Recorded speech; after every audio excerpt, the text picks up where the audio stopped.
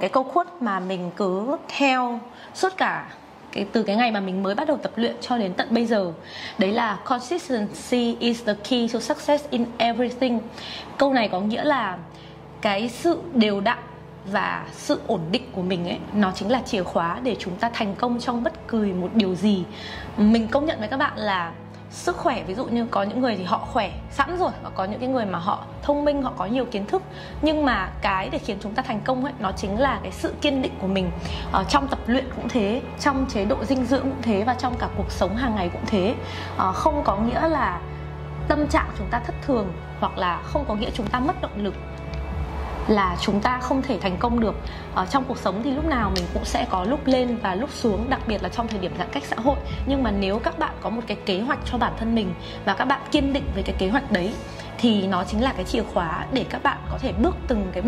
bước thang đi lên trên đến cái mục tiêu cuối cùng của các bạn.